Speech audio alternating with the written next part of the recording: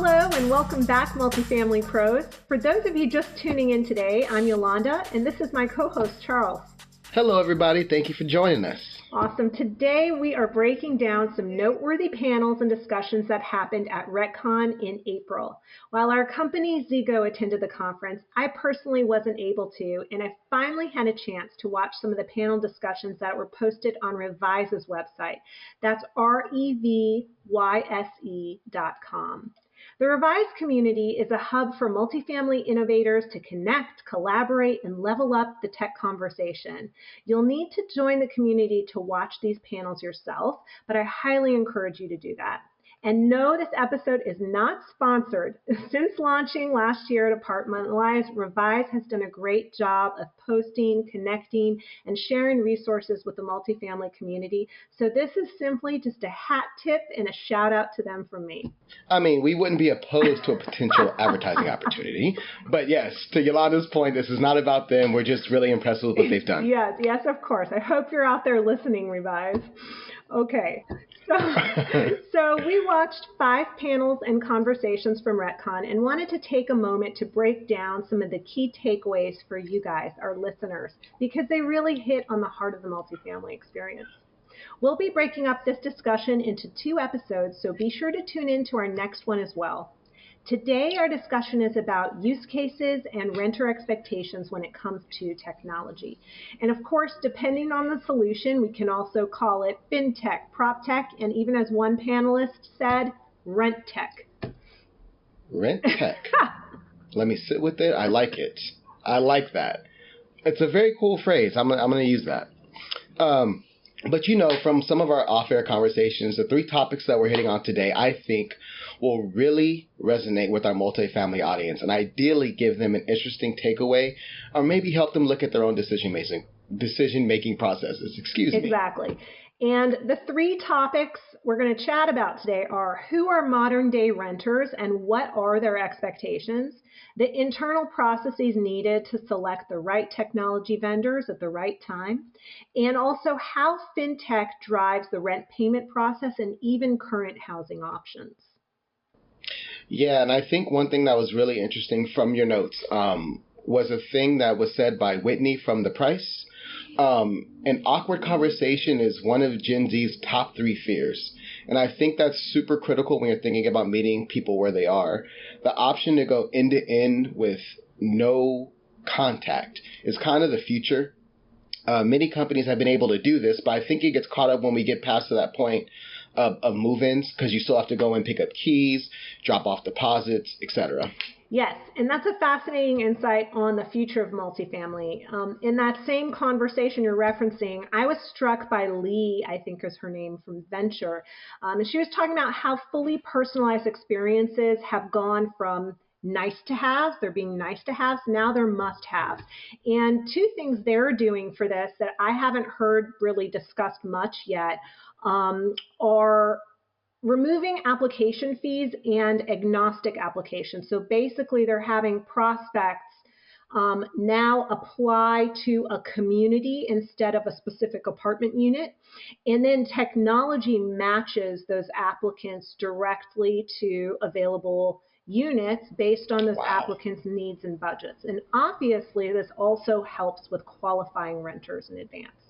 That is so cool. It's super interesting. Just everything they're doing in the future is just so intriguing.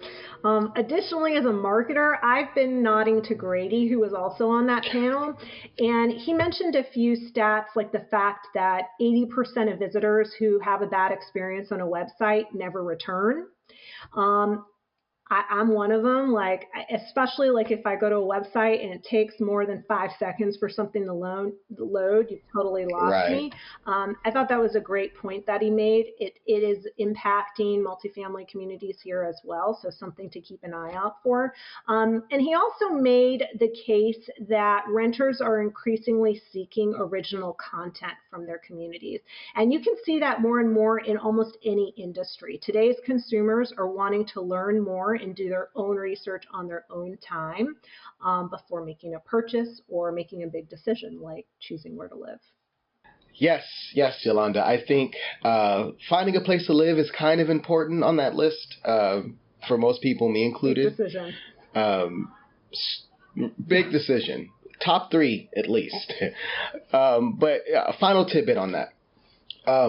Meeting renters, who are the renters and what are their expectations? For me, this session with Cortland was super interesting, where he made this observation that renters, or at least a contingency of them, are renters by choice. This has led to treating renters and the experience of renting like a consumable product, focusing on high quality living expectations.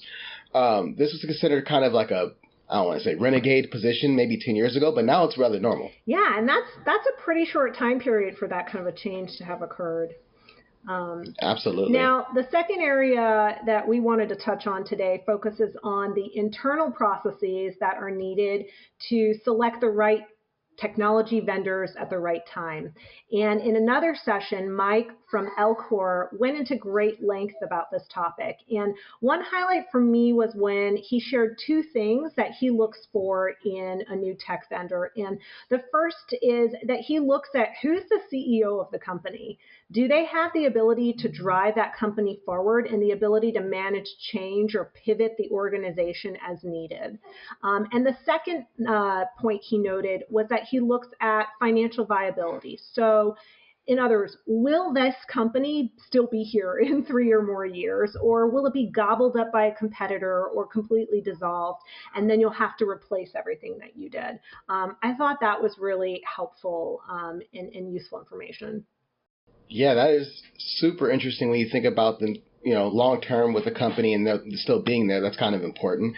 And also, the other two phrases I found super fascinating. The company lives at an intersection of tech and hospitality, curating a museum-like experience. Super cool. Second one is the phrase curb to kitchen describes having one single app for the resident to take care of all the things in between. Amazing. And the last part I wanted to jump into was also very interesting. The way they operate from 2017 to now is completely different. And the type of building they're looking to deliver is also different. So speaking about that short time frame, that's crazy. We're talking about 2017. Agree. 2017 really is not that long ago. And for me, right. Yeah, it wasn't. For me, one final eye opener from that conversation was that their vendors had to be willing to play in the same sandbox as other vendors. This openness, I don't think it's been the norm for our industry or most PMS vendors. And I like how Mike points out that reality that portfolios are constantly changing and buildings are constantly being sold. And it's for this reason that it's essential to ensure that your systems can work and play in the same sandbox as other vendors. Because if you buy a new company or if you get acquired or merged, like the shift of moving from one vendor to another is so much more difficult, but it's easier if you're set up for success in advance. So even in the largest operators and owners, if you look at our space, each of them still have a pretty tiny slice of the pie, and this is still a pretty fractionalized industry. That is so interesting, and I completely agree with that. Okay, don't leave me on a tangent. I'm going to get on to our final topic here. For the RETCON Insights Part 1, how FinTech drives the rent payment process and housing options. I believe this was primarily pulled from a panel discussion on the multifamily e-commerce and FinTech revolution. Is that correct? Yes. Though to kick this off, I want to go back to an earlier mention of venture and them using those agnostic applications to match renters with new units.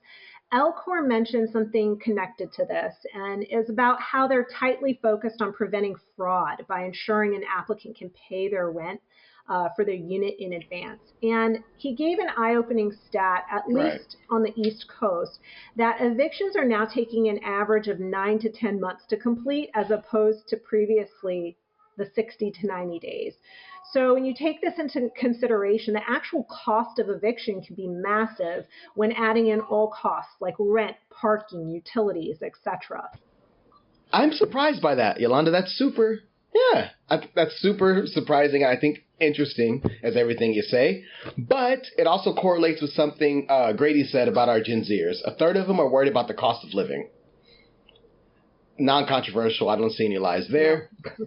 Also, this aligns with some things that Whitney mentioned about Gen Z, which is that there's a significant demand for flexible payments. Yes. I think that's huge. Having this option has helped, in her words, reduce delinquency. I think they will expect this, talking about student housing, moving from student to the standard multifamily housing. Absolutely. And something else that Whitney said that I found pretty cool was the largest payment option requested by Gen Z, not surprising to me, but the largest payment options are Apple Pay and Google Pay. And that Plaid is great, but younger residents, they're looking for more. And I think that's something our own customers are seeing as well. Absolutely. I mean, convenient ways to give you money seems like the first thing in business, but I'm no expert. But yeah, your residents want to pay you, right? And the most convenient way for them to pay you should be the most convenient way for you to accept. And so the last payment related comment that really struck me that I want to point out here as well from Lee, she said that they provide discounts for setting up auto pay. And to me, I thought, what a great win-win renter perk to do that. You get paid on time and in full automatically, and you're kind of giving your renters a little bit of a deal in order to ensure that happens. All right, as we close in on the end of this episode, the final topic discussed during this RETCON panel was the structure of communities themselves. Lee mentioned she knows companies that are testing what she's calling micro communities, where they're purposely having no amenities, like a gym or a pool, something like that. And this ties back to another example given, that a large student housing company is also developing communities with limited services. And these buildings units are much more affordable, but they come obviously with noticeable limitations, like, for instance, maintenance only being available 2 days a week outside of emergency services or something like that. This is just another example to me of the ways that operators are moving to meet renter demands while also preserving their own margins and negotiation rates. Super interesting, Yolanda. The margins and the negotiation rates. I am interested to find out how these all turn out in the short term and the long term. I think Grady mentioned the successful trial in Canada where renters were chosen as the property managers. And I mean, to wrap this up, it stood out to me because it's like everything is old and new again, right? Like back in the day, property managers would live at the property they manage. There are a lot of reasons for it. It still happens today in some cases, but it seemed more as like a benefit. But the trial in Canada kind of made this super interesting and, you know, kind of full circle of life thing I thought was kind of cool. Old is new again. That's one I've never heard. But probably true.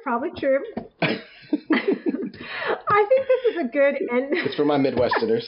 I think this is a good ending for the first part of our RETCON panel discussion breakdown. Please stay tuned for our next episode where we'll cover two more sessions and the insights that you can bring from them to your own apartment communities and multifamily operations. But hold on, we're not quite done yet. Stay tuned for the good news. It's the good news. Hello. Thank you guys for joining Good News. For the record, good news can be anything. A successful initiative, fantastic resident review, or a shout out to a work colleague or friend. It's your time to promote yourself, so we want you to take this opportunity to shine. There's enough stress, enough anxiety in the multifamily space, so we hope to shine a brighter light on what's going right. How do you submit us your good news? It's really, really easy. You can go to any platform you're listening on and go to the show bio or go to gozigo.com/podcast and click the show in the link. You can leave a text or voice message and we'll be happy to shout you out in the episode. So please, whenever you get an opportunity, reach out to us with your good news and we'll show it on the show. Now, getting into some good news from our listeners. We got 5 anonymous today, so I'm going to give a little spiel of we love to shout out your name, but if you want to go in anonymous, we love that too. So let's get through these today. The first one says, I got a pay raise this year. Well, let's go. I love to hear it. Pay raises are always necessary. and they're always necessary. So when you get one, let us know. We'll happily shout you out. Looking forward to the next one, I'm sure. The next anonymous one reads, I was recently promoted to an executive position and I'm leading an amazing team. I am overseeing $5 million in capital projects and have had major growth in my career in the past 2 years, and it's been challenging and extremely fulfilling. I love that. When you meet that point of work where it's challenging and kind of filling up your cup, I think that's perfect. So as things progress and that 5 million turns to 10 million, please let us know. We'd love to shout you out on the next milestone. Our next caller, our texter, let us know that they went on an awesome cruise recently. I love cruises, and I love that you thought enough of us to let us know about your cruise. Please send over some pictures and let us know how that went. And if there's any stories about what went great on that cruise to make it awesome, we love to hear that too. The next caller, or texter, said, I learned how to exercise my voice muscles. Being able to speak to people has truly been a win, and I have an amazing support system. I love that. I think finding your voice professionally and otherwise is a big deal. And when you see that once you use it, that there is positive results from that, I think that's a big step in the right direction for a career, wherever you're at. So continue to use those voice muscles, speak up for yourself, and let your support system do what it does and support you. Our next one and our last one will be, both my kids graduated this year. Woot, woot. I'd like some more details. If you wouldn't mind, let us know graduate from where they're going, what they're doing after. We would love to share that on the show. But you crossed the finish line. Congrats on the graduation and all our other graduates this year, because 'tis the season. Lastly, I want to say thank you to everybody who's written in and let us know your good news. We love to share it, and we love our listeners to hear it. So if you could, reach out to us, give us your good news. And if you can't, please listen and hear some good news from some others. Thank you again, and we'll see you next time. Bye-bye. Don't miss an episode. Subscribe now to the Resident Experience podcast on your favorite platforms like Apple, Spotify, and Stitcher. You can always access episodes, including guest details and transcripts, on Zigo's website, gozigo.com. To connect with us directly, make sure you follow @go_Zigo on Facebook, LinkedIn, Twitter, and Instagram. Until next time, open the door to giving residents more.